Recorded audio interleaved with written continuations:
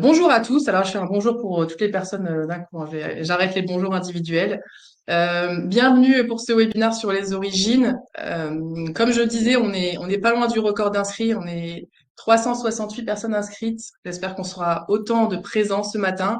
Ça montre que c'est un sujet qui reste d'actualité. C'est quand même un des fondamentaux de la douane, hein, les trois piliers de la douane. Et pourtant, vous êtes très nombreux à vous inscrire, donc il y a encore des choses, même si vous connaissez tous le sujet, c'est jamais acquis. Pour les personnes qui ne me connaissent pas, je m'appelle Hélène Durier, je suis responsable du marketing et de la communication chez Customs Bridge, et aujourd'hui, je suis accompagnée de Sylvie Mixarek, connue comme le loup blanc, Oh, experte en réglementation douanière, qui va vous parler des origines douanières aujourd'hui. bonjour à tous. Donc, experte, c'est un grand mot, Hélène, parce que je pense que je ne sais pas si on est vraiment expert dans ce domaine, mais en tous les cas, on en apprend tous les jours. Donc, Sylvie Milzarek, j'ai baigné dans la marmite comme Astérix euh, Obélix. de la douane, comme Obélix, voilà. Et du coup, j'arrive pas à décrocher et j'ai encore envie de donner. J'avoue que le sujet d'origine, pendant ces 42 ans de ma carrière professionnelle, il a toujours été au goût du jour. Voilà. Alors, on espère avec Hélène, eh bien que vous allez pouvoir prendre de la matière et surtout de Il faut mieux que je remette une comprendre enceinte, ça ne te certaines dérange pas? réglementations. Voilà. Et bien, Bonne bonne présentation. Donc présentation. là, en moins d'une heure, on va vous aider à démystifier un petit peu ce sujet incontournable. Au programme, alors hop, on va évidemment vous rappeler comment déterminer l'origine d'un produit, quelles sont les différentes origines qui existent, hein, préférentielles, non préférentielles, comment les reconnaître, et surtout, le plus important, quelle méthodologie, quelle gymnastique, comme dirait Mhm. notre Sylvie, quelle gymnastique il faut adopter pour sécuriser son choix et éviter les erreurs de C'est classement ça. en se trompant d'origine. Alors, n'hésitez pas, on est très nombreux aujourd'hui à poser vos questions dans le chat. Comme je le disais tout à l'heure, on a beaucoup de choses à vous dire, donc je ne suis pas sûre qu'on puisse répondre à toutes les questions. Néanmoins, on y répondra à l'écrit sur le support directement qu'on vous enverra à l'issue de la présentation avec le replay. Donc, toutes les questions posées seront répondues, pas forcément en live, mais peut-être, en tout cas, Question-réponse, voilà, oui. questions-réponses sur le support. Donc voilà, n'hésitez pas. Je vous souhaite une bonne présentation et à tout à l'heure. C'est parti. Merci Hélène. Bien.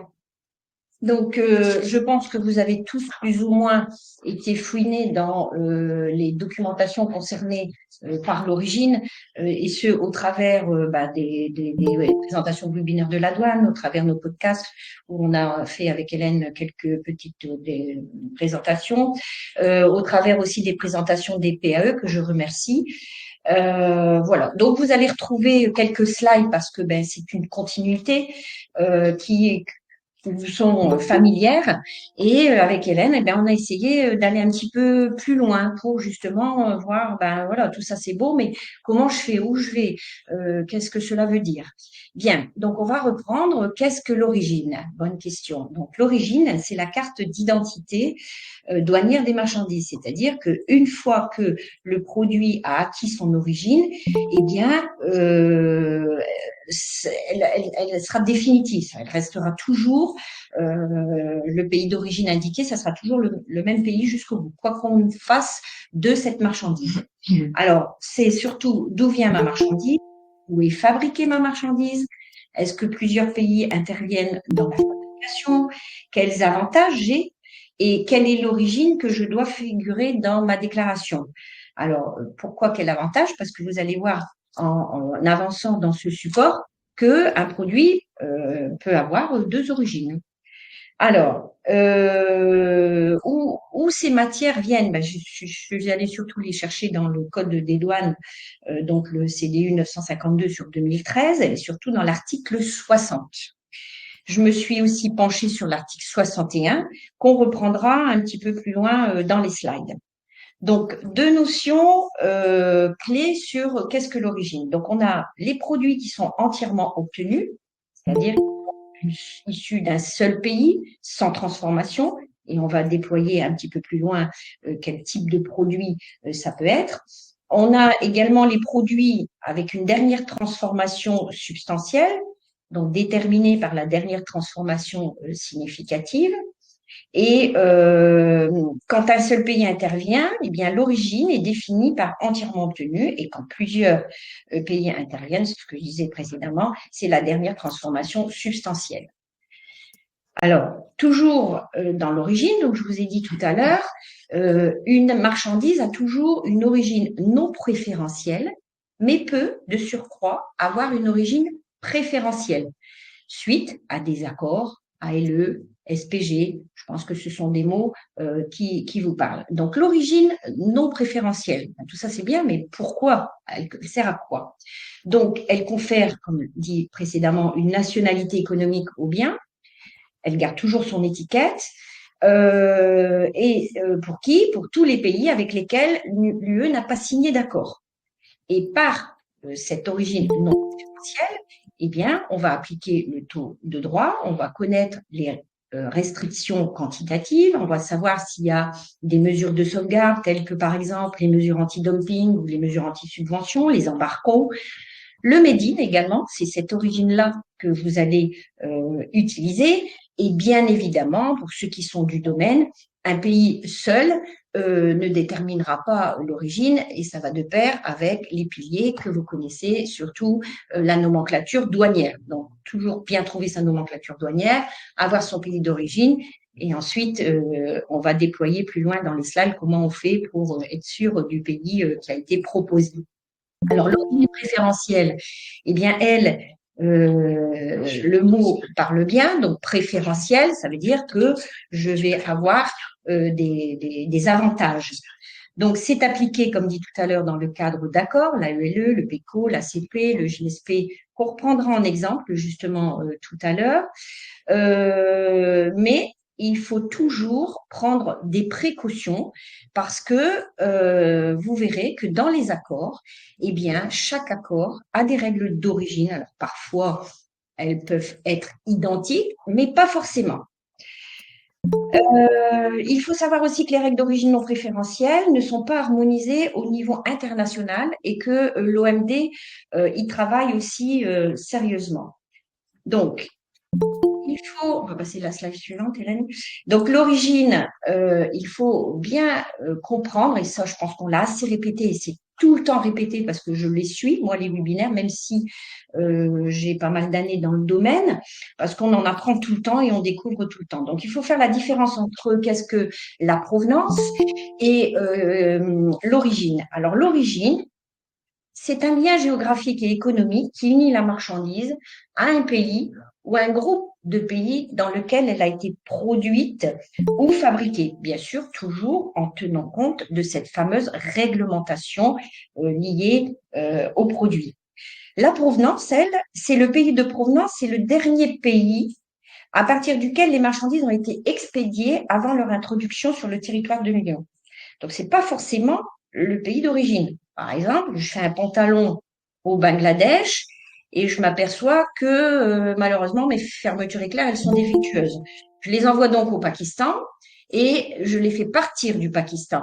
N'allez pas me mettre origine Pakistan. Vous voyez? Donc, attention. Alors, origine, provenance. Donc, ici, on détaille, Hélène nous a fait des beaux petits croquis. Donc, merci Hélène. Donc, j'importe un pull fabriqué entièrement en Inde. Bon, ben là, pas de souci. Tout est fait en Inde, la matière, le fil, le tricotage, tout ce que vous voulez. Par contre, mon pull, je vais faire l'étiquetage et le packaging en Chine. Donc, attention, il y a des choses qui ne peuvent pas être prises en compte dans les règles d'origine. Et je le distribue en France. Donc, bien faire attention à toutes ces données-là. C'est-à-dire que c'est pas parce que j'ai un pull, je m'arrête là. Il faut vraiment voir toute la chaîne de production de l'article. Alors, l'origine, un petit peu non préférentielle. Donc, comme je l'ai dit tout à l'heure, je vais pas le répéter, elle donne la nationalité économique. Elle ne donne pas d'accès à des réductions de droits, donc c'est bien le taux de droit plein, donc on l'a vu précédemment, et les règles s'appuient sur la notion de marchandise entièrement obtenue ou du dernier pays de transformation substantielle économiquement justifié, effectué dans une entreprise équipée à cet effet et ayant abouti à un profit. vous connaissez tous la règle et c'est cette règle-là qu'on va essayer un petit peu d'éclaircir. Elle permet donc d'appliquer le texte, je me répète, là, voilà, les mesures de sauvegarde, marquage d'origine, on l'a dit précédemment. Donc, comment déterminer l'origine non préférentielle? Eh bien, on va passer la slide suivante, il faut se référer à l'article 60 du Code des douanes, donc le règlement 952/2013. Vous allez voir, il y a le paragraphe 1 et 2 à prendre en compte. Et puis, vous allez entendre parler d'une annexe liée qui se trouve dans les actes délégués, l'annexe 2446/2015. Donc, on doit voir dans les 900 pages à peu près. D'ailleurs, pour les pros de l'informatique, je vous conseille fortement à extraire cette annexe et à vous la coller sur votre bureau parce que vous verrez que c'est bien pratique et vous y accéderez directement. C'est ce que j'ai fait parce que j'en avais marre de perdre 20 minutes pour aller chercher cette fameuse annexe dans ce règlement.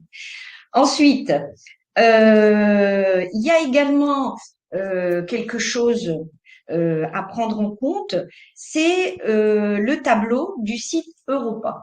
Vous verrez bien, on va en parler un petit peu plus tard. La recherche du SH4, donc le produit complètement fini, hein, donc il faut bien le classer. Et puis, il faut aussi connaître le processus commercial d'obtention du produit. Alors, ça veut dire quoi? Ça veut dire il faut avoir toute la chronologie des opérations de fabrication. Il faut connaître aussi les pays concernés par ce processus de production, les fournitures, les composants. Et puis, je vous conseille aussi de ne pas rester que sur les 4 premiers chiffres, d'aller quand même sur les 6 premiers, parce que vous allez voir que dans les règles qui sont mises dans cette annexe, eh bien, on a des pourcentages de composants, on a des prix sur le produit fini, etc. Et parfois, le SH6 a son importance. Alors, comment déterminer l'origine non préférentielle? On a, donc, vous l'avez bien compris, entièrement obtenu. Donc, je vous avais promis tout à l'heure qu'on allait vous citer quelques produits. Donc, ça peut être les produits, les animaux vivants qui sont nés et élevés. Ça peut être des produits minéraux extraits du pays. Donc, en gros, pour faire simple, un petit langage familier, j'ai des carottes récoltées en UE. Et mes carottes sont bien poussées en UE, j'ai obtenu de belles carottes, et ben ça sera entièrement obtenu à partir de cette petite graine. La deuxième option possible, c'est les produits obtenus dans plusieurs pays. Et là, eh bien, il faut retenir qu'il y a toujours 3 règles à respecter. Donc, la phrase que je vous ai évoquée tout à l'heure, transformation, gna gna gna, eh bien voilà, c'est ça. Il faut bien prendre en compte dernière transformation ou ouvraison substantielle, économiquement justifiée, effectuée dans une entreprise équipée à cet effet et ayant abouti à un nouveau produit. Alors parfois, en fonction des applications des règles, etc., eh ben, c'est bien d'envoyer un acheteur dans les usines, voir si l'usine elle existe bien et si tout ce que le fournisseur a dit, c'est bien fait là-bas. Donc, regardez bien quand vous avez des études avec des mesures de sauvegarde, les droits anti-dumping, etc., que l'entreprise existe bien et la fabrication est bien faite complètement selon les règles d'origine.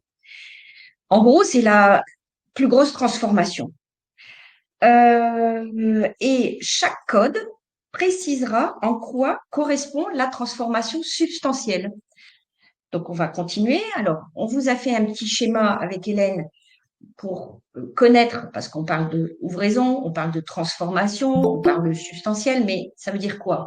Donc, l'ouvraison, c'est une opération sur un produit textile.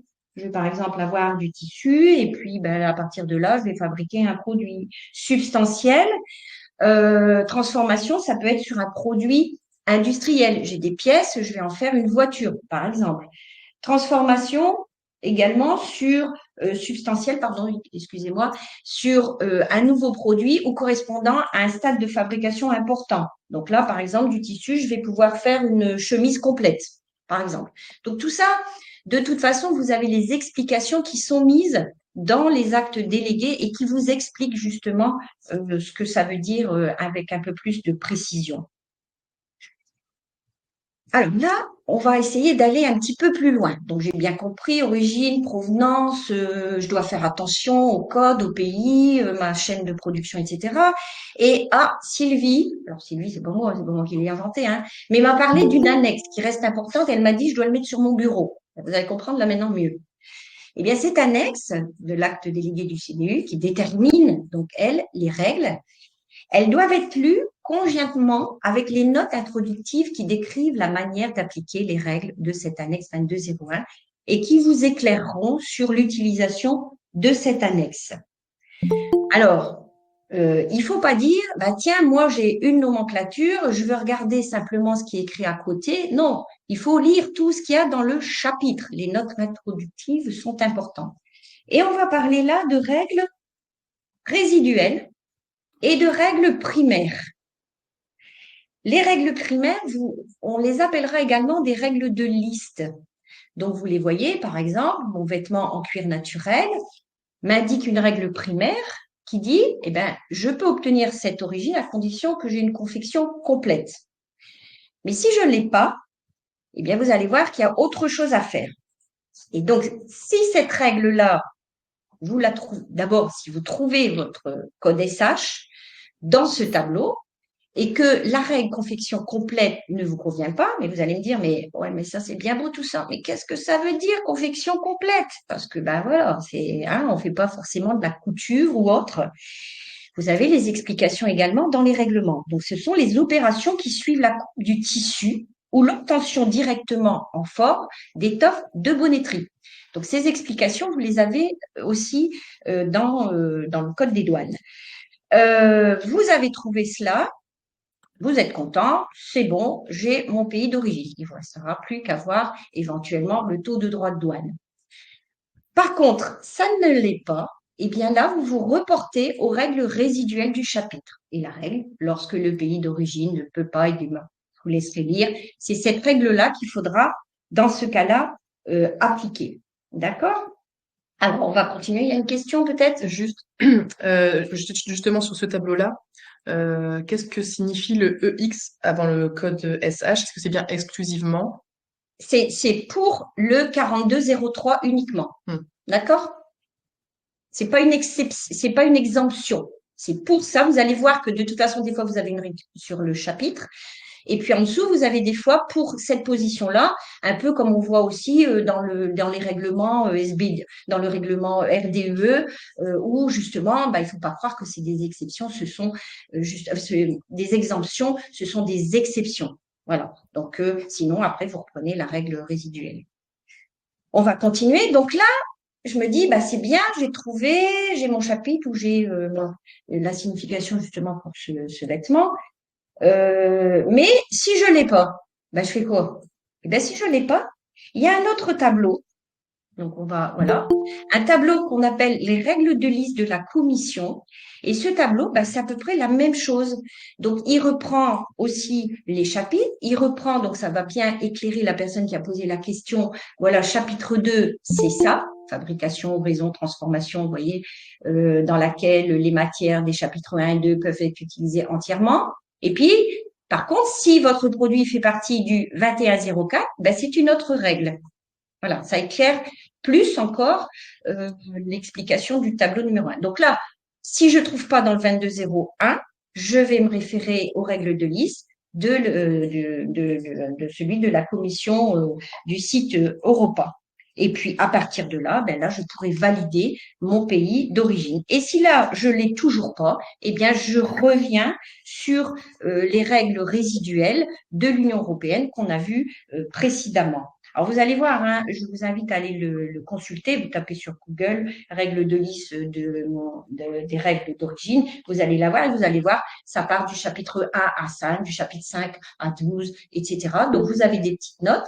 Vous avez des explications, comment lire tout ça, et vous retrouverez facilement, par rapport à votre produit, la règle d'origine correspondante.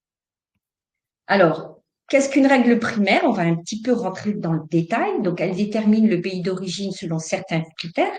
Donc, soit vous avez le changement de position tarifaire, donc la position tarifaire des matières non originaires doit différer de celle du produit final, par exemple, ça veut dire le produit final doit avoir un code différent de celui de ses composants. Ou bien vous pouvez avoir une règle sur la valeur ajoutée. Donc, ça veut dire, lorsque l'augmentation engendrée par les opérations d'assemblage, l'incorporation des matières originaires représente un niveau spécifique du prix des parts usines. Exemple, par exemple, si j'ai repris une règle, je ne sais plus dans quelle position, mais vous pouvez avoir, par exemple, une définition qui dit fabrication dans laquelle la valeur des matières utilisées ne doit pas excéder 70% du prix des barres usines. Ben, si vous avez ça, si votre produit, vous prenez la valeur de tous les composants et que ça dépasse les 70%, c'est fini. Ou alors, vous pouvez avoir fabrication à partir de la fibre ou du fil, confection complète. Donc, on l'a vu tout à l'heure par mon exemple du pantalon. J'ai un tissu, je l'emmène dans un autre pays. Dans ces cas-là, si c'est une confection complète, c'est bon. Mais parfois, et on va le voir un petit peu plus loin parce que j'ai pris des exemples qui vont plus éclairer, ben, ça peut être pas la confection complète, mais ça peut être simplement je dois prendre mon fil, je dois le tricoter, je dois le tisser, enfin, etc., etc. Qu'est-ce qu'une règle résiduelle? Donc, la règle résiduelle s'applique effectivement, vous l'avez bien compris, la règle primaire ne permet pas de déterminer l'origine non préférentielle. Donc, et ça peut être aussi une opération, on l'a évoqué légèrement tout à l'heure, qui va au-delà des opérations minimales ou de la transformation qui n'est pas économiquement justifiée. Vous allez voir qu'il y a des opérations, comme mon histoire du pantalon, si je prends mon petit fil rouge, avec ma fermeture éclair que je vais aller mettre dans un autre pays, et ben si ma fermeture éclair, elle sera pas prise en compte. Pareil, il faut se référer au règlement pour pouvoir comprendre et voir ce qui peut être pris en compte et pas pris en compte. Donc, si intervention de plusieurs pays, on va passer la slide suivante, non seulement vous devez vous fier à l'annexe 2201, mais aussi, il y a donc ce que je venais de juste dire à l'instant, donc j'ai un petit peu anticipé, donc certaines ouvraisons ou transformations, et vous les retrouverez dans l'article 34 de l'acte délégué du CDU. Transformation ou livraison effectuée dans un autre pays, destinée à éviter l'application de certaines mesures tarifaires. Eh bien, ça veut dire quoi? Ça veut dire que dans ce cas, on dit que l'opération n'est pas considérée comme économiquement justifiée et, pareil, vous ne pourrez pas appliquer le pays d'origine que vous avez entre les mains, vous serez obligé d'aller voir la règle résiduelle. On vient toujours au point de départ. On vous a mis avec Hélène un petit peu une liste de produits, de règlements les essentiels, mais il y en a d'autres. Hein. Donc, vous avez l'article 60, vous avez les articles 31 à 36 des actes délégués. Donc, l'article 31, il vous donnera les produits entièrement tenus, 32 dans lequel sont intervenus plusieurs pays. Bon, on va pas les lister. Je pense que de toute façon, vous aurez support à vous après à aller vous familiariser avec ces petits règlements. On va juste un petit peu revenir en arrière. Juste en dessous, vous allez voir, j'ai mis article 57 à 59 parce que, ben, effectivement, il faut parfois aussi des preuves d'origine, donc en fonction des régimes, et c'est dans ces articles-là que vous allez les retrouver. Le 2201 et le tableau du site Europa. Voilà, ça c'est une slide à garder, à apprendre tous les soirs en livre de chevet et à réciter le matin en prenant votre petit déjeuner. Bien. Les abréviations. Alors, tout ça, c'est beau. Bon, là, je vous ai mis des petits exemples simples, d'autres un petit peu plus compliqués. Mais ben, les douanes, comme vous l'avez bien compris lors de notre dernier podcast, ben, je ne sais pas, mais parfois, je me dis, mais quelle langue ils parlent? Parce qu'on a plein d'abréviations. Et moi-même, avec tant d'années dans l'international, il y a des moments, je me dis, mais ça veut dire quoi ça? C'est quoi ça? Et je reviens. Donc, on a fait un petit podcast pour faire un petit peu de publicité, Hélène, hein, sur les abréviations. Je ne sais plus si le deuxième, on l'a sorti. Il va sortir, voilà, pour justement vous familiariser. Et là, du coup, comme c'est l'origine, on est allé rechercher ce que ça veut dire CC, CP, CP, voilà, et il n'y a plus qu'à lire à côté ce que c'est et en fonction attribuer votre réponse. On a une question. Agnès, je pense, veut prendre la parole. Je ne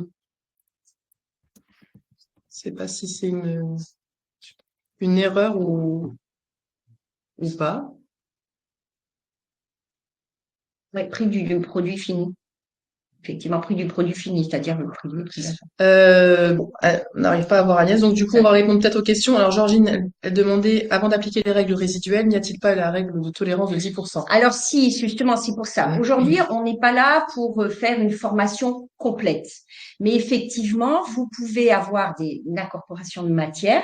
Et ensuite, si effectivement c'est pas respecté, il y a des règles de tolérance de l'ordre de 10%, mais il y a aussi des règles de tolérance pour des produits comme le textile qui doivent être de l'ordre de 15%. Donc c'est pour ça que je vous ai mis les règlements. Il faut aussi aller dedans. Aujourd'hui, j'essaie de vous emmener un petit peu plus loin, enfin j'essaie, c'est Hélène et moi, on essaie de vous emmener un petit peu plus loin dans les règles d'origine, pour pas toujours parler provenance, origine, droit, préférence, pas de préférence, mesure de sol, etc. Là, on essaie d'aller un petit peu plus loin dans la gymnastique, mais ensuite, il faut le faire, et il faut lire. Et vous allez voir qu'effectivement, vous allez tomber aussi sur cette clause de ristourne, tout à fait, que vous allez voir aussi dans les règles d'origine préférentielle. Comme vous allez voir après, parce que vous allez me la poser, comme des règles de cumul. Mais on n'a pas voulu aller trop loin non plus, parce que on a quand même des personnes, des pros, pas de problème, et ça j'en suis certaine. Et après, il y a aussi des personnes qui débutent dans le domaine, et j'ai pas trop envie de les écœurer non plus, parce que mais au moins sensibiliser et dire là je vais peut-être quand même aller faire une formation pour aller piocher toutes ces informations. Alors un petit exemple. Donc on a par exemple ici un sac. Le sac il appartient au chapitre 42 et je me pose des questions avec ce que je vous ai dit précédemment. Est-ce que mon produit est entièrement obtenu? On voit bien que mon sac il est fabriqué en Inde. Donc un sac du chapitre 42, voilà, en Inde. Par contre, je vois en dessous, Hélène Mamie, elle est allée chercher de la peau en Afrique du Sud et donc des matières. Donc, il y a bien une incorporation de matières qui ne sont pas du même pays que ma fabrication du produit. Donc, est-ce entièrement tenu? Non. Plusieurs pays sont-ils intervenus? Oh oui. Existe-t-il une règle primaire du 2201? Et là, on l'a fait exprès. Malheureusement, je ne l'ai pas trouvée. Donc, j'ai été un peu déçue. Donc, j'ai dû aller voir dans le deuxième tableau du site Europa. Et la règle, là, dit pour les sacs relevant du 4201, la règle à appliquer est le changement de position tarifaire. Donc, il faut que les matières utilisées qui sont incorporées dans le sac aient une position différente de celle du sac. Si vous avez vos lunettes et que vous voyez bien la page, on voit bien qu'il y a matière du 41 et fabrication du 5. Donc, du sac, pardon. Donc, la matière, elle est bien mon sac est bien originaire d'Inde. Vous voyez, c'est toute une gymnastique, mais c'est toujours les mêmes questions qu'il faut vous poser. Alors, une autre petite slide. On a une chemise de nuit qui est faite en France. On a de la dentelle qui vient de Chine. On a une étoffe de bonneterie qui vient d'île Maurice. Donc, est-ce un produit entièrement obtenu selon l'article 65? À force, vous allez le connaître par cœur, hein. Sauf si le CDU, il change, ouais, parce qu'avant, c'était pas cela, c'était les actes du Code des douanes précédents, donc avant 2016. J'ai déjà perdu, vous voyez, on oublie avec le temps. Donc là, est-ce un produit entièrement obtenu selon l'article? Oui, puisque j'ai un nouveau produit. Il n'est pas entièrement obtenu. Non, entièrement obtenu, non, mais est-ce un produit obtenu selon l'article ici, aboutissant à un nouveau produit? Donc oui. Existe-t-il une règle primaire applicable au produit du 6108 de l'annexe 2201? Et là, oui. Et une confection complète. Donc la confection complète stipule que les opérations qui suivent la coupe, c'est ce que je vous disais tout à l'heure, des tissus ou l'obtention directement en forme des étoffes de bonneterie doivent être effectuées. Donc théoriquement, la confection se fait un assemblage de moins de 2 pièces. Mon origine, elle sera bien française. OK? Alors, ensuite, qu'est-ce qu'on avait mis? Ah oui, un transpalette. Donc, j'ai ici des parties de palette du 84-31 avec un prix départ usine de 300. J'ai un assemblage du transpalette qui est fait en France avec une obtention d'un produit fini que je classe. Hein, c'est pas mes parties que je vais classer, c'est bien mon produit fini que je vais chercher l'origine, de 84-27, avec un prix de 400. Est-ce qu'il est entièrement obtenu selon l'article? Non. Est-ce un produit obtenu qui aboutit à un nouveau produit de l'article 60? Oui. Existe-t-il une règle primaire? Donc là, bon, on l'a fait exprès puisque précédemment, on vous a dit que ça l'était, donc c'était trop simple. Donc là, on a dit, bah, il est pas. Donc allez, qu'est-ce que je fais? Eh bien, je le retrouve pas dans l'annexe 22. Réflexe à avoir directement dans les règles de liste du site Europa. Entre parenthèses, cherchez pas à les mettre sur votre bureau parce que, ou alors vous me donnerez la réponse parce que là, j'y suis pas arrivée à pouvoir extraire uniquement cette partie-là du site Europa. Mais bon, j'ai des gens de la tech peut-être qui m'aideront à le faire. La règle définissant la dernière transformation substantielle applicable aux produits classés au 84-27, ben, c'est le changement de position tarifaire, hormis la position 84-31 ou 45% de la valeur ajoutée. Donc là, ni le critère de changement de position tarifaire, ni celui de la valeur sont respectés.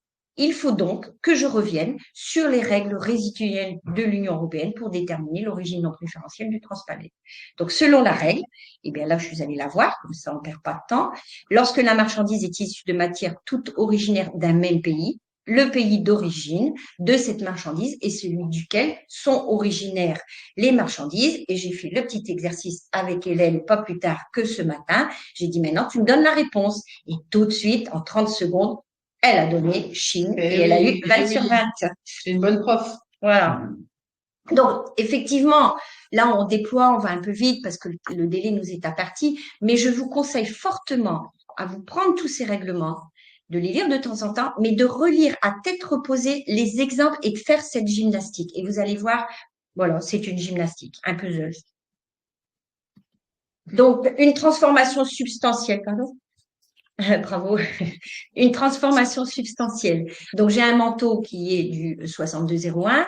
La règle de transformation me dit confection complète. Donc, toutes les opérations qui suivent la coupe doivent être effectuées en UE. Ben, le cas numéro 1, j'ai fabrication du tissu Chine, découpe des empiècements Italie, donc UE, assemblage des pièces et finition, donc Roumanie, repassage et conditionnement en France. La confection complète a bien lieu en UE, donc origine UE. Par contre, le deuxième cas, fabrication de tissus, étoffe de laine, nana, découpage et assemblage en Chine, contrôle qualité, repassage. Eh ben, vous voyez, c'est des choses où on a dit tout à l'heure qu'il fallait faire attention, elles vont pas être prises en compte. Et là, du coup, ma règle n'est pas respectée et mon produit sera donc Chine. Alors, on vous a mis un petit tableau, mais c'est pas moi qui l'ai inventé, hein. C'est quelque chose que je suis allée rechercher dans les sites de la douane, que je conseille toujours d'aller voir les sites aussi de la douane, parce que moi, vous avez les règlements bien entre les mains, et ils avaient fait des petites synthèses. Donc, on vous l'a mis. Faites-le et vous allez bien comprendre les choses qu'on vous a expliquées précédemment. Donc maintenant, l'origine préférentielle. Alors, l'origine préférentielle, elle permet de bénéficier d'une réduction de taux de droit de douane, hein, son nom le porte bien, préférence, ou une exonération dans le pays de destination, suite à la signature d'accords régionaux, bilatéraux, etc. Donc, les règles de détermination s'appuient sur la notion de matière entièrement obtenue ou qui a subi une transformation suffisante dans un pays partenaire. Vous allez voir aussi que le critère de transformation est détaillé, pareil, par code SH dans chacun des accords. Alors là, tout à l'heure, j'avais un règlement pour l'origine, c'était simple. J'avais un tableau de l'annexe 2201, j'avais un tableau du site Europa, j'étais bien contente. Là, par contre, on parle d'accords bilatéraux, d'accords régionaux. Et donc, chaque accord, eh bien, a ses propres règles, a ses mêmes tableaux. Alors, je suis désolée, mais je ne les connais pas encore par cœur. Par contre, je mets de support qu'on va déployer tout à l'heure. Et pareil, dedans, il va falloir respecter un peu plus de choses, c'est-à-dire entièrement obtenu, suffisamment ouvré, l'application de la règle du transport direct, vous allez voir aussi, elle a son importance. Donc, ça veut dire quoi? Ça veut dire que si j'ai une marchandise, je veux tricher, je l'arrête, j'ouvre mon conteneur, je la mets à Tata ou Schneck. Non, non, on fait pas comme ça. Marchandise, elle part, transport direct, et j'ai intérêt à avoir les preuves derrière parce que je peux être contrôlée. Hein, on n'oublie pas les contrôles a posteriori. Et là, ça veut dire qu'elle est toujours sous surveillance douanière. Comme l'a posé cette personne, j'ai perdu son nom, la règle de tolérance d'incorporation de matières non originaires a son importance. Comme je vous l'ai dit, ça doit être 15% sur le textile et 10% sur les autres. Et j'ai un peu évoqué ce qu'on appelle les règles de cumul. Ça veut dire aussi que j'ai des fois des pays, comme des pays de la ZACRE, de l'ASEAN, etc. Donc là, je pense que c'est en allant faire une formation que vous allez plus savoir cette gymnastique. Mais si les pays travaillent ensemble, comme la ZAC ou l'ASEAN, eh bien, il y a des possibilités aussi d'outrepasser, je dirais, un peu cette règle. Alors, on va On a juste continuer. deux petites questions sur Ouais. l'origine non préférentielle pour pas perdre le fil.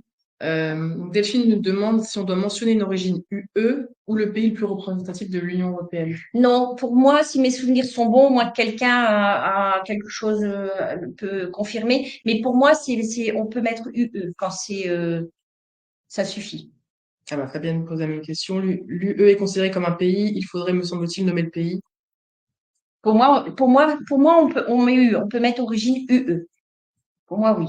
Mais je reviendrai vers vous si vous voulez, mais je suis quasiment persuadée, moi, que Véronique Bouillet, qui est dans l'Assemblée, c'est répondre aussi. Pour moi, si c'est ça, l'origine UE, elle peut être mise et pas uniquement ou France, ou Roumanie, ou Italie.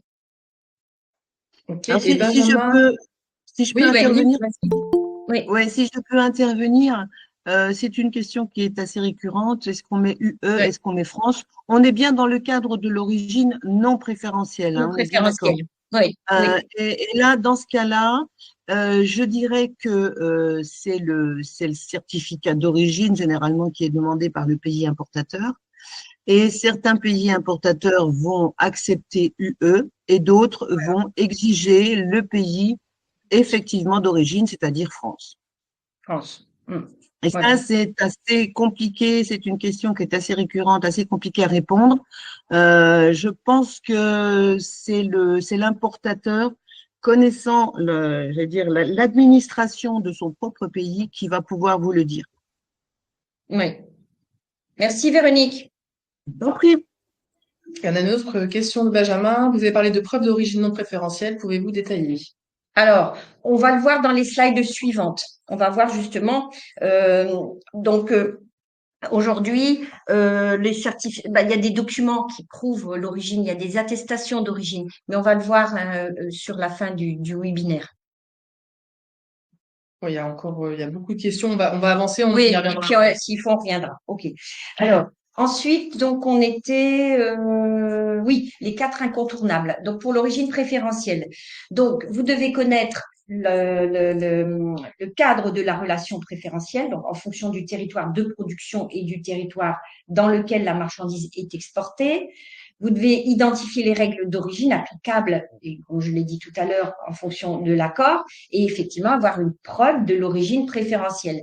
Donc, on vous a mis là la photo où vous retrouvez justement tous les accords unilatéraux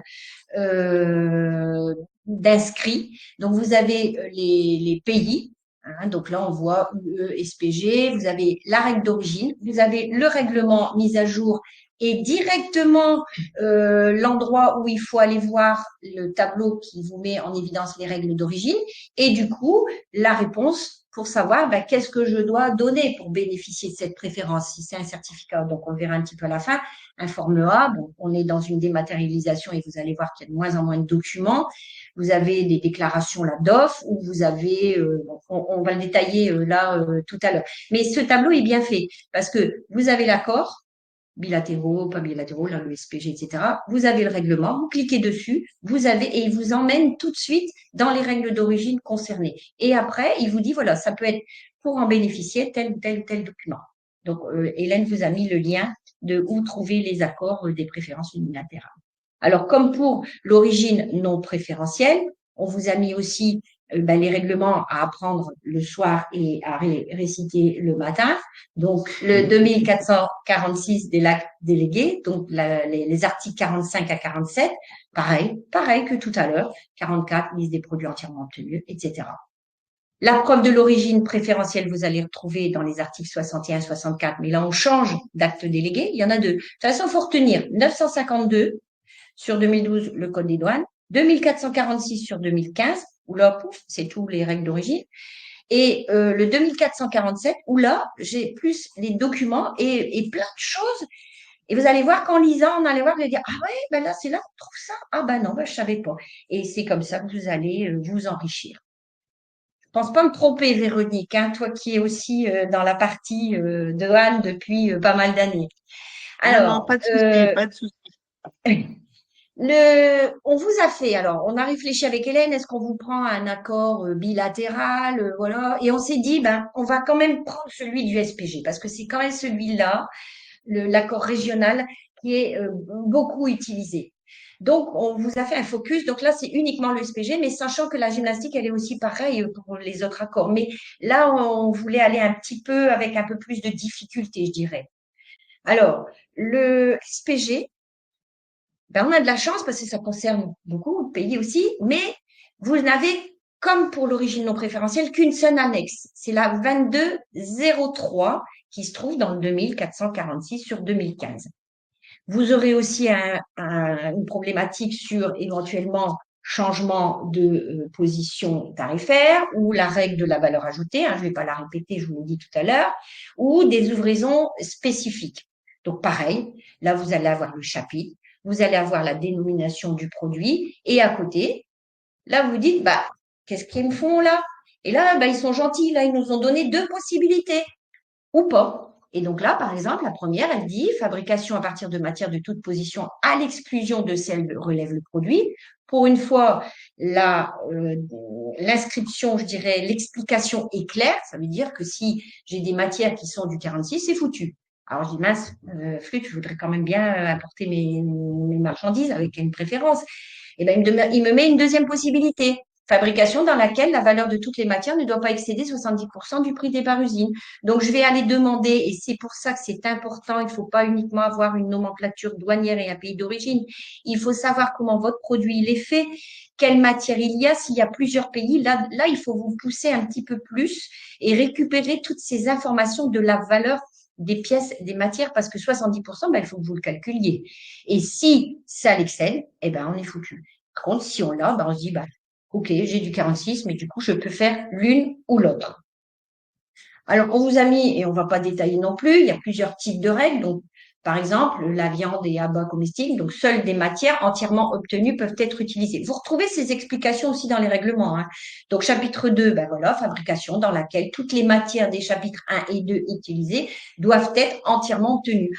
Bon, j'ai rien à expliquer, c'est clair. Donc, je pense que ça, on va laisser, on laissera vous familiariser. Et s'il y a quelque chose, ben, vous revenez un petit peu vers nous. J'avouerai que moi-même, parfois, et là, c'est un conseil que je donne. Des fois, je le lis 3 fois parce que une petite virgule, un petit mot et où vous vous dites c'est pas grave. Eh ben si, ça l'est. Donc faites attention, lisez bien, comprenez bien la règle. Et si vous la comprenez pas, il y a des PAE, vous leur posez la question. Ils sont normalement formés et savent répondre à ce type de questions. Enfin, je peux m'avancer parce que j'ai déjà eu recours à eux et ils sont quand même maintenant de plus en plus à disposition. Et je le redis encore, je les remercie pour cela. Donc pareil, hein, on recherche 4 chiffres, mais bon, je vous ai conseillé aussi tout à l'heure 6 chiffres, donc du produit entièrement obtenu. On vérifie qu'il y a bien un accord. Je vais voir les règles d'origine liées à cet accord. Et puis, comme je venais de le dire précédemment, importance de la chronologie des opérations fabrication, les pays concernés, composants, le prix des composants, le prix des parties, etc., etc. De toute façon, ça, c'est du par cœur et à force de faire, vous aurez cette réaction d'aller fouiner et rechercher et obtenir ces informations. Donc, à la limite, quand vous faites des contrats avec vos fournisseurs, ben, vous leur demandez tout de suite, comme ça, vous ne perdez pas de temps. Alors, un seul pays impliqué, donc l'origine de la marchandise, pays dans lequel je pense que là, on peut passer parce qu'on a suffisamment évoqué. Donc, un seul pays ou alors plusieurs pays. Donc là, la marchandise aura l'origine préférentielle du pays où il a subi la transformation suivante. Je pense qu'on va la passer. Alors, un petit exemple pour un petit peu enrichir. Donc ici, j'ai une robe qui appartient au 6204. Donc toujours, on est dans l'accord du SPG. Attention, hein, on l'a bien mis. Le tissu, il est chinois, au code 5208. La confection complète a lieu au Bangladesh, au code 6204. Et l'importation Entièrement obtenu? Non. Plusieurs pays? Oui. À quel régime appartient ces pays? Donc là, je suis dans l'accord, je l'ai dit, du SPG, donc le régime, l'accord régional.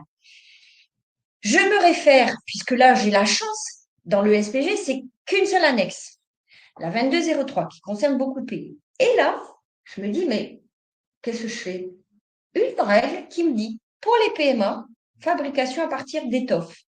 Une deuxième règle qui me dit, pour les autres pays, tissage accompagné de confection, y compris la coupe. Ah zut, alors, qu'est-ce que je fais?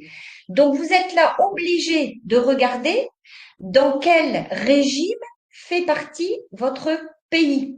Et je vous invite à aller revoir le podcast sur le SPG. Vous allez voir que dans le SPG, là, ce qui se complique, c'est qu'il y a 3 régimes. Le régime général, le régime des PMA et le régime SPG+. Et le régime des PMA, il vous donne toute la liste des pays concernés. Donc, si mes souvenirs sont bons, c'est le règlement 978 sur 2012. Vous avez le régime général où là, c'est là qu'on a une exonération ou une réduction en fonction d'un produit sensible ou non sensible. Mais c'est pas le but de le détailler aujourd'hui, mais je voulais quand même l'évoquer. Et vous avez le SPG+, où là, c'est des pays qui sont sous surveillance pendant 3 ans. Et donc, normalement, ils ont 0% aussi. Donc, il faut bien que vous regardiez dans quel régime ils font partie, puisque quand vous avez une règle comme ça, vous êtes chocolat. Donc, la règle est-elle respectée? Oui, mon tissu vient de Chine. La confection complète est faite au Bangladesh à partir donc de l'étoffe. Donc, pour étayer un petit peu, là, c'est du Bangladesh. Le Bangladesh, c'est un PMA. Donc, ma règle, elle est respectée. Mais si j'avais la même slide et que je changeais uniquement la confection complète Pakistan, le Pakistan, c'est plus un PMA. C'est d'où l'importance d'aller chercher à quel régime appartient son pays. Et comme c'est plus un PMA, je peux pas faire à partir d'étoffes. Donc, c'est fini.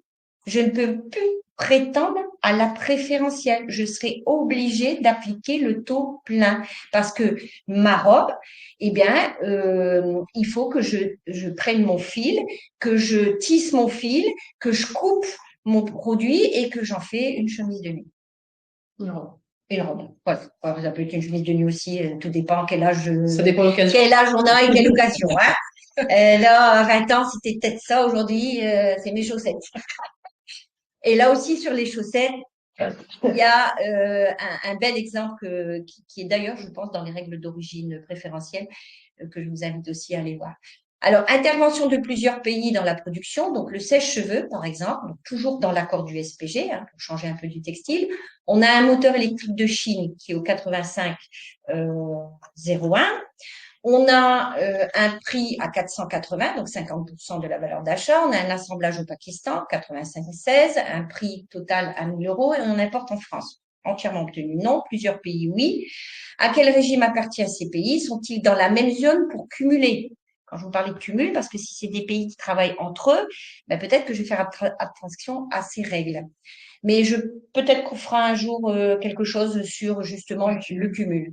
Alors, se référer donc à l'annexe 2203, et là, ça nous dit fabrication à partir de toute matière de celle dont relève le produit, ce qui veut dire qu'il ne faut pas que les composants non originaires soient classés dans le même SH que le produit. La règle est-elle respectée? Oui, puisque le moteur, il est bien du 85,01 et mon produit, il est du 85,16. Donc, ma règle est respectée. J'ai bien une origine Pakistan. Alors, comment prouver? Oui, alors là, voilà, comment prouver l'origine de ma marchandise? Eh bien, il y a des preuves, effectivement. Je me contente que je peux avoir une réduction, etc. Et en fonction de votre accord, donc dans les accords de libre-échange, vous pouvez avoir le UR1, vous pouvez avoir aussi le URMN, qui est un accord. Alors là, il va même un peu plus loin parce que c'est pas qu'entre 2 pays, c'est avec une zone de plusieurs pays. Et vous avez dû entendre parler du pan-Euromed, donc il faut qu'ils appliquent les mêmes règles. Et puis en ce moment, ils nous gâtent avec les fameuses conventions. Ça peut être un ATR1, ça peut être un CO Forme A, on en voit de moins en moins puisque on est tombé maintenant dans un système qui s'appelle REX, notamment pour le système des préférences généralisées depuis 2019. Et puis, ça peut être aussi la connaissance de l'importateur dans certains accords. Connaissance de l'importateur, ben là, il n'y a besoin de rien du tout, mais on a intérêt à garder toutes ces preuves en cas de contrôle. Vous pouvez avoir des déclarations sur origine qu'on appelle les DOF. Donc là, pour les DOF, pareil, hein, tout dépend aussi, donc c'est un statut à obtenir et tout dépend du coût de la valeur des matières. Donc inférieur à 6 000, on peut dire rien en statut, mais vous pouvez le stipuler sur un document commercial. Par contre, si c'est supérieur, là, il faut absolument un statut, tout comme le REX. Donc le REX, on l'appellera EE. Le EE, ça permet, pareil, d'auto-certifier l'origine sur une facture, un document commercial. C'est accordé par l'administration des douanes. Par contre, si vous avez le statut et que vous trichez, eh ben, c'est comme pour le E, etc. Rappel à l'ordre et on vous retire le statut et puis vous faites plus rien. Attention aussi aux déclarations d'origine à long terme, parce que des fois on se dit, oh, je vais être tranquille, moi je suis chez le fabricant, je veux une déclaration d'origine à long terme et c'est bon.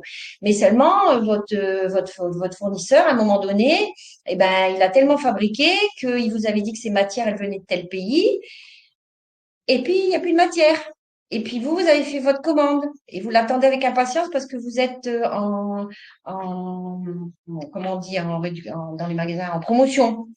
Il faut donc là bien ficeler les contrats et là je laisserai les avocats bien étayer là-dessus sur ce que vous devez faire. Mais spécifier à votre fournisseur s'il change le produit avec des matières qui viennent d'ailleurs et que le ailleurs n'a pas les mêmes règles. Attention, donc l'exiger à vous redonner correctement sa déclaration d'origine à long terme, parce que je crois qu'elle doit être valable 2 ans ou 3 ans, mais s'il y a changement entre deux, ben, il faut savoir correctement la gérer.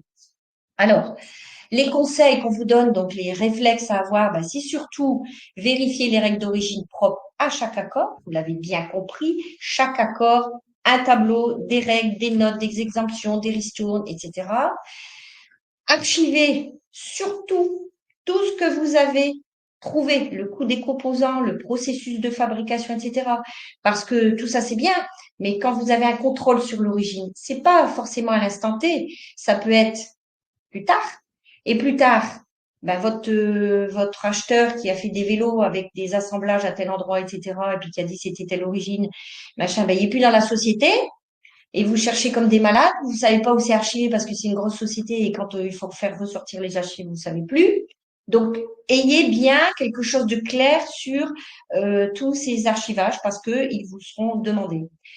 Explorez les zones de cumul, anticipez tout cela avant la déclaration parce que c'est pas au moment où vous êtes sur le déclaratif, vous dites ah c'est une origine là, bah tiens pourquoi je peux pas prétendre à la préférentielle. Ah, les matières sont là, ben, qu'est-ce que je fais? Enfin, vous voyez, ça se fait avant. Vous n'aurez pas la réponse tout de suite et vous allez perdre du temps parce que vous aurez commencé une déclaration, vous avez un doute. Voilà. Donc, il faut l'anticiper. Soyez vigilants avec les DLT, c'est ce que je vous ai dit tout à l'heure, les déclarations d'origine à long terme. Conservez tous vos documents s'il y a des documents papier. Respectez la règle du transport direct pour l'origine préférentielle. Et puis, eh ben, comme les RTC, je pense que vous en avez entendu parler, demandez surtout aussi, quand vous avez des doutes, un renseignement d'origine. Donc, un RCO ou ROC. Il y en a qui disent RCO, d'autres ROC. Et puis, surtout, eh ben, vous suivez ces évolutions réglementaires et formez vos équipes. Parce qu'un règlement paraît, mais vous connaissez les amendements. Et parfois, on a un règlement, vous avez 15 amendements derrière. Vous allez aller dans ce fameux règlement que je vous ai dit tout à l'heure pour aller voir que mon pays fait partie du régime général, du régime des PMA ou du régime BRSPG+. Puis soudainement, mon pays, et on a eu le cas, je pense que beaucoup d'entre eux, ça va leur parler, on a eu le cas pour le Vietnam. Le Vietnam, à un moment donné, faisait partie du régime général. Et puis pendant, je sais plus à quelle année, on lui a dit, bah, toi, Vietnam, tu vas pouvoir faire un accord avec l'UE. Eh ben, ça, c'est vachement important en réglementation douanière. Et puis là, ben, il saute pas d'un endroit à un autre, malheureusement, il va traîner. Et du coup, à un moment donné, vous allez voir apparaître le Vietnam avec l'accord UE-Vietnam et vous allez voir apparaître le Vietnam encore dans le régime général. Et vous allez vous dire, mais qu'est-ce que je fais? Alors après, ben, il faut pas être bête. Vous allez prendre le taux qui vous intéresse le plus. Et puis, vous avez des fois des produits, tout doucement, qui sont Il est progressif jusqu'au jour où ils disent, bon, maintenant c'est fini. On l'enlève du régime général et il va être UE. Ben, si vous ne suivez pas ce type d'information, vous êtes chocolat. Donc, attention à ça. Sur les origines, d'ailleurs surtout, hein, je dirais, il n'y a pas de cadeau à faire, gardez bien tout ça, ou profitez d'utiliser des outils, j'en connais un notamment, hein, donc pour pas faire de pub, bon, on va pas le citer, mais non, et ça nous on fait, on archive et on garde tous ces éléments-là. Donc, pour parler du ROC, donc, une demande ROC, c'est pareil. Tout ce que je vous ai dit avant, eh bien, il faut donner toutes ces définitions au service en question. Parce que si vous dites, bon, moi, je veux venir un pantalon de tel endroit, c'est telle nomenclature, ou je pense que c'est du Bangladesh, je vous envoie ça. Bah, vous pouvez attendre pour avoir votre retour. Soyez précis. Donc, c'est établi gratuitement, comme pour les RTC. C'est valable dans tous les États membres à condition qu'ils correspondent à une marchandise importante, valable 3 ans. Ça couvre non préférentiel et préférentiel, mais ça veut dire que du coup, vous allez chatouiller votre fournisseur pour avoir le coût des composants, qu'est-ce qu'il y a dans mon produit, combien ça coûte, combien coûte mon produit final, est-ce que mon pays, enfin voilà. De toute façon, si vous apportez pas ces éléments-là, comme pour un RTC, la douane va revenir vers vous parce que, eh bien, elle a besoin de toutes ces précisions pour après, et elle aura peut-être un peu plus, je pense, et c'est certain, de gymnastique parce qu'elle saura où aller chercher les éléments. Aujourd'hui, nous, notre but, c'était aussi de vous dire, ces éléments-là existent, ces règlements existent, et c'est cela qu'il faut regarder. Donc, vous savez les lire, et si vous savez pas les lire, eh bien, vous chatouillez les PAE qui vous expliqueront, et à force de faire, et je connais dans l'équipe des commerciaux qui me posent la question, comme j'ai fait la formation une fois, je le fais pas deux, et quand ils me posent la question, eh ben, je dis, qu'est-ce que t'as pas compris? Et puis, ben, maintenant, il y a des choses qui recherchent en me disant, ils peuvent pas faire la même règle pour tout le monde, on serait bien tranquille, mais c'est pas le cas. Voilà. Je pense qu'on a fait le tour. Ouais, pas tout à fait. Alors, pour déposer une demande d'origine, j'ai précisé déjà, donc le demandeur du ROC, donc l'identité, l'EORI, le représentant éventuel, hein, si vous passez par des transitaires. Là aussi, attention, quand vous externalisez votre douane, vous avez une facture, vous la vérifiez, vous vérifiez si vous avez bien les bons documents, la préférence, pas préférence, etc. Vous dites, bon, j'ai mon transitaire, je lui donne tout. Mais c'est vous qui connaissez le produit, c'est vous qui savez où c'est fabriqué, c'est vous qui savez quelle matière on incorpore. Ayez le réflexe de donner ces éléments-là à votre transitaire. Parce que lui, il va appliquer ce que vous lui donnez avec les éléments. Il vous posera une question s'il y a vraiment une grosse anomalie, mais il n'est pas censé savoir que, je ne sais pas moi, une matière, elle coûte autant, ou à vous à lui donner bien tous ces éléments-là. Pareil comme pour les RTC. La marchandise, donc le type d'origine, donc si vous préférentiel et non préférentiel, va faire les deux. L'origine douanière, importation, si c'est une exportation, une importation. La description, bon, je pense que j'ai assez appuyé dessus, le processus de fabrication, etc., etc. Voilà. On a pas mal. Ah, il y a Véronique qui veut prendre la parole. Vas-y, Oui, Véronique. vas-y, je t'en prie. Oui, alors moi, je voulais juste apporter juste une précision sur ta dernière slide, Sylvie. La Oui, valeur des matières premières. Alors ça, c'est oui, important parce que dans les règles oui, d'origine, on parle beaucoup de prix départ usine et de valeur des matières premières qui ne oui, doivent pas dépasser un certain pourcentage. Voilà. Et puis, j'ai vu passer une petite question dans le chat aussi qui parlait du CPT. Alors, il y a une règle qui est très simple, hein. On ne se base pas, bien évidemment, sur la valeur facture des matières premières, surtout pas. On va se baser sur la valeur douane, toujours. Ça sera c'est toujours ça, la valeur douane. c'est ça. Voilà, Tout c'était à ma fait. petite précision. Merci. C'est bien, Véronique. Merci. J'en prie. Alors, bon, on a un peu dépassé le temps, mais on est pas mal. On peut peut-être répondre à une ou deux questions. Oui, Je pense vas-y. qu'il y a des questions qui ont été posées auxquelles tu as répondu dans la dernière Slide. slide. Alors, je remonte. Est-ce que, SPG+. attends, SPG. Alors, le SPG+, tu l'as là, la question, non? je suis en train de regarder. Ben, le SPG+, il a été Oui. posé, effectivement. La différence entre le SPG et le Dans le SPG. SPG, je vous invite à aller voir le podcast qu'on a fait avec Hélène sur le SPG. J'explique dans le SPG les 3 régimes. Régime général, régime des PMA et régime SPG+. Le régime général, comme je vous ai dit, c'est une exemption ou une exonération en fonction de produits sensibles, non sensibles, ou des fois exclusion pour certains produits et certains pays. Les PMA, donc là, vous aurez des réductions ou une exonération, donc non sensible, de toute façon, ça sera 0, mais sensible, là, il y a une règle à appliquer. Ensuite, donc je vous invite à aller la voir, et si ça ne va pas revenir vers moi, les PMA, c'est 0 pour tout, sauf les armes.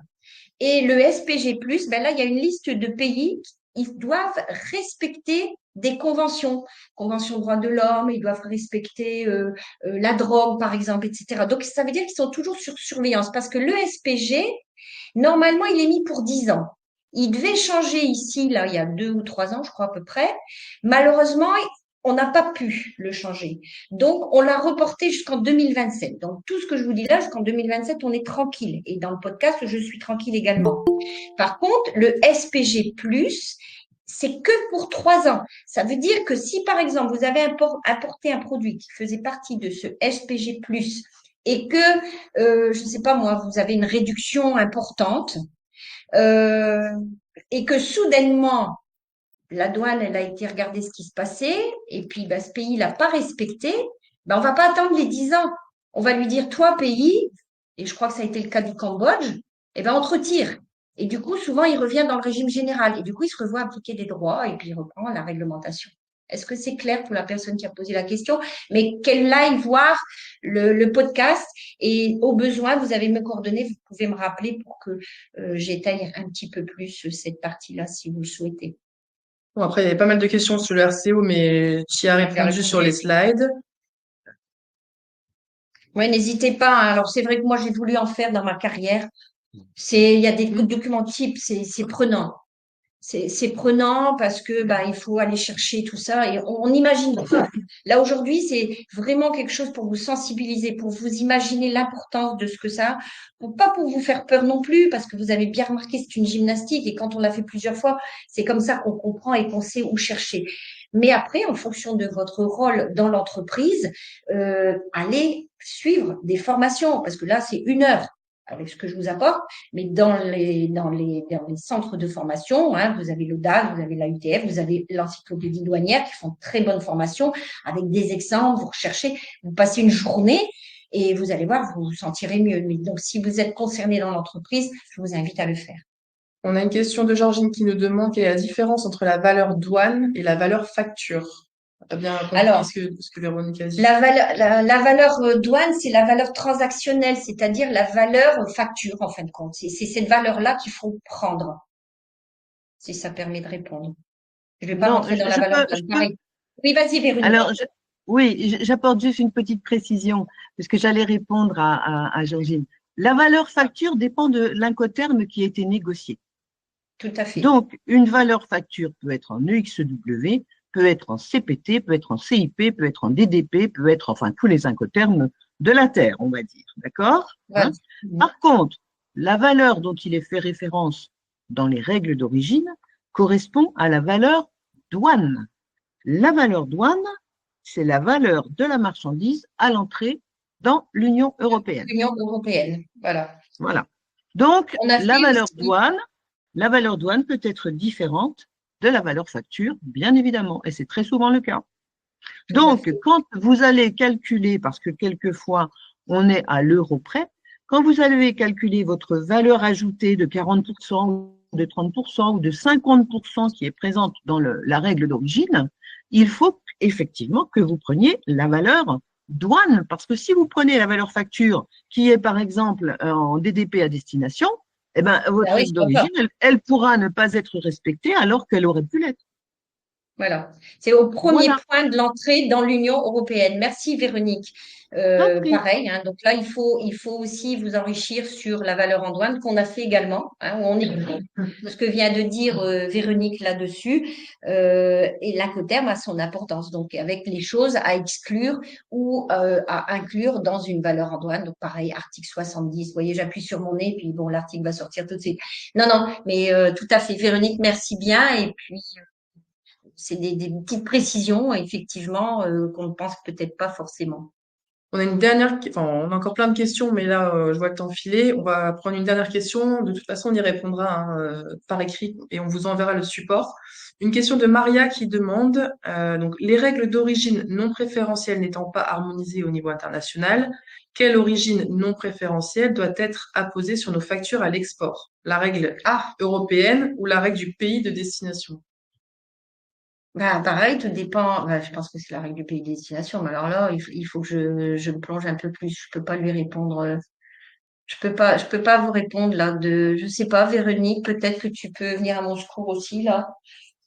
Je Alors, sais mais pas parce que pour écoute, moi, j'aurais tendance à dire qu'il y a quelques années, le certificat d'origine, puisqu'on est bien sur un ouais, certificat d'origine universel, hein, c'est ça. donc Ouais, validé tout à par fait. les chambres de commerce, on était sur les règles d'origine de l'UE.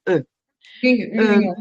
Mais, j'aurais tendance à dire qu'il Oui. y a quelques années, il me semble que l'on peut effectivement établir un certificat d'origine maintenant qui s'applique avec les règles d'origine du pays de destination. C'est Il me semble c'est pour avoir ça vu passer ça. Ici, c'est pour ça que je me Euh, suis permise de dire que ouais, l'OMD est en train ouais, de travailler là-dessus, mais pour oui. l'instant, on n'a pas encore de choses claires Alors, sur ce ce niveau-là. qu'il faut, bon, j'allais dire, il faut relativiser les choses aussi parce qu'à la limite, il n'y a Bah oui, aucune préférence tarifaire là-dessus. non, oui, Donc, si on veut on faire plaisir, je respecte. pense que les chambres de commerce maintenant acceptent Mm. d'établir un certificat d'origine avec les règles d'origine du pays de destination. Euh, Moi, ouais, ouais. à confirmer, mais Moi, je c'est un pense avoir pro. vu passer quelque chose dans ces dernières années. Ouais. Ouais, ben c'est ça. Et là, l'OMD travaille dessus. Donc, bon, bah, en fonction de l'évolution de la réglementation douanière, on aura des informations plus précises. Mais comme tu dis, il n'y a pas d'impact non plus. Le taux de droit, c'est le taux plein, le tech, etc., quoi. Oui, oui. Ok.